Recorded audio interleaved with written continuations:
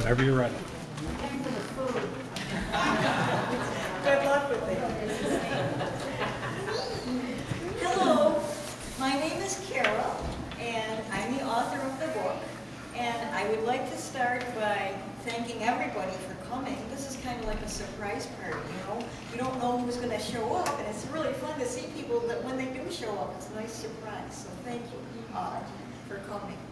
I'd also like to thank a few other people who helped to make this possible. In fact, in some cases, made it possible.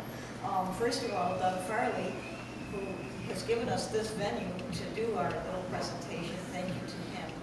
And to Therese Kroll, who was responsible for printing the book, and her husband Jay, who's behind us, who was responsible for a lot of things.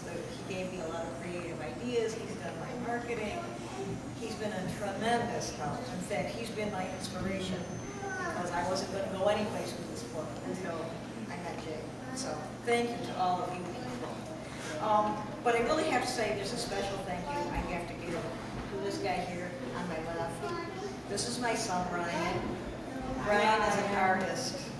And when I had written a children's book, I said to him, Ryan, how would you like to illustrate it? He said, sure, Mom, I'll illustrate it for you. He had no idea what he was getting himself into. And I think there were times when he regretted saying, sure, I'll do it. But he did a wonderful, wonderful job.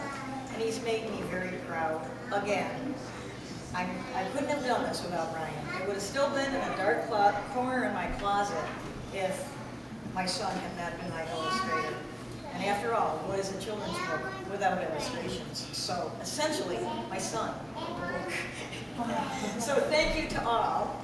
I would like to tell you a little bit about how the story came to be.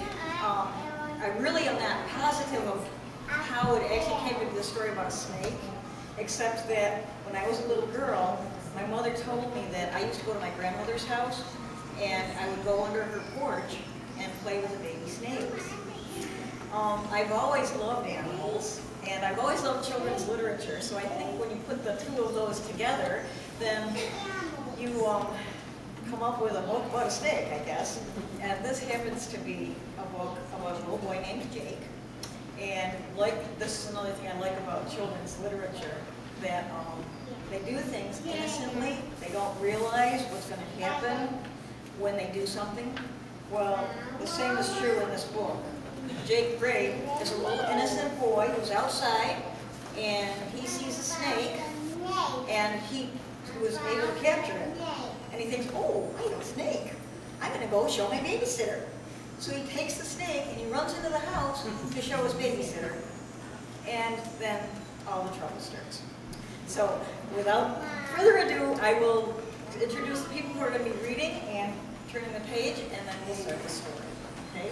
To my left, your right, is my husband, Dennis. He's going to be the narrator. This is my son, Ryan. He is not only the illustrator, but he's going to be Jake Grape. I am going to be Millie, the babysitter. And this is my neighbor and friend, Mary Lutz, and she's going to be the page turner. Okay, I think we're ready.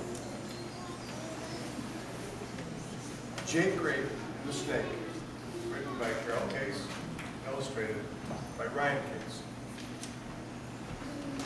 It had finally stopped raining. Jake Grape sat on the porch step, eating his peanut butter and raisin sandwich. He was watching the waterlogged worms squirm on the sidewalk as they inched and rolled their way to the dry ground. All of a sudden, a very quick movement caught Jake Grape's eye. "What's that?" he said right out loud. A green snake darted right out from behind his feet. Before Jake could move, the snake snatched a worm and gobbled it. Jake gaped, the little green head jerked back and forth, gulping down the worm. Gulp, gulp. Just as the snake was ready to snatch another worm, Jake reached down and snatched the snake. "Oh, cool!" shouted Jake, swinging the snake out to have a better look at it. "I'm going to show you to Millie. Millie! Millie!" called Jake to his babysitter as he stuffed the snake in his lunch bag and ran to the house. Look, Millie, he's green. I'm going to name him Earl. What? Earl the snake dropped to the floor and quickly slithered under the couch. Jake Grape, shouted Millie. We've got to get that snake. Help me move this couch.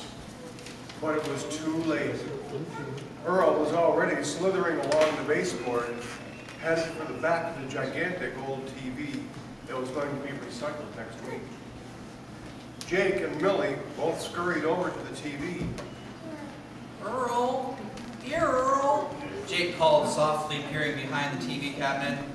Come on, Earl, let's go play outside. But Earl would not come out.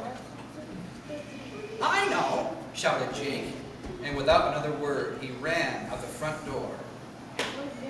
Here, Earl, come get your lunch, called Jake as he returned from the front yard.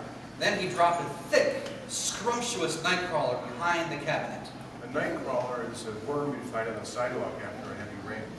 Great big fat one. No, cried Millie, but it was too late. The giant nightcrawler wriggled and squirmed on the carpet just out of reach. And Earl would still not come out.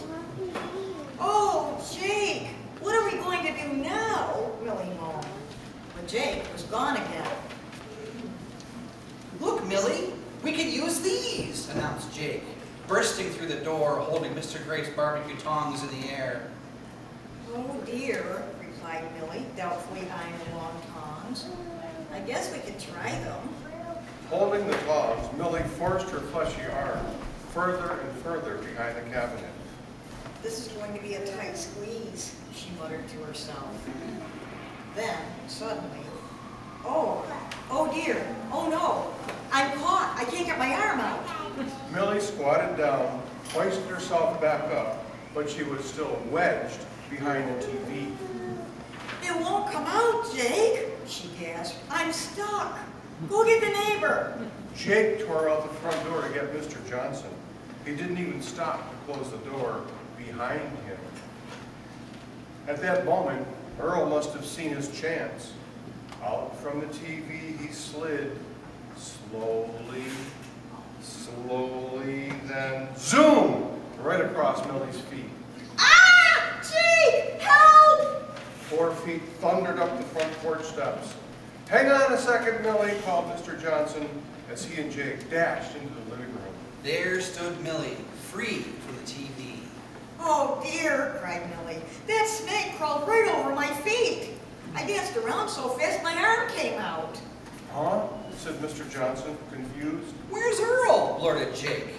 Oh my, let me sit down a minute, pleaded Millie. I think I need a sip of water. I feel faint. Just then, a car pulled up. It was Mr. and Mrs. Grape.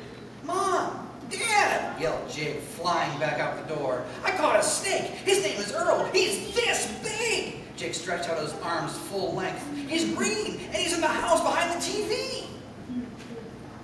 What? Demanded Mrs. Grape. A snake is where? She scrambled out of the car and up the steps. Good grief! You wait on the porch, young man, she scolded. We need to talk to Millie about this. Jake sank down on the porch as he was told. He had a heavy heart. Boy, I thought Mom and Dad would be proud of me, he said to himself sadly. Instead, I get hollered at.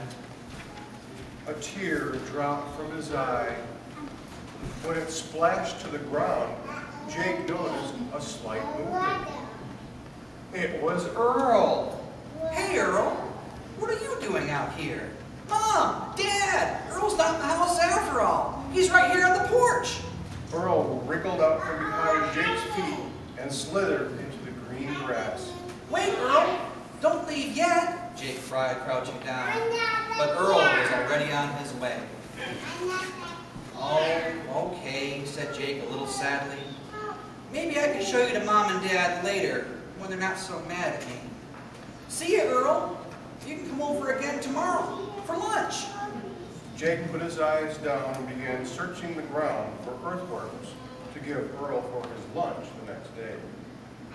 Earl's little green head darted from side to side, and he slipped out of sight. The end.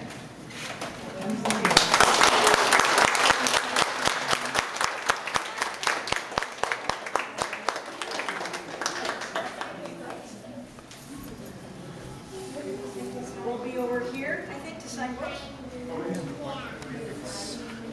Anybody have any questions? Questions for the illustrator, or how we... No, a good job, illustrator. Nice acting, too. Yes.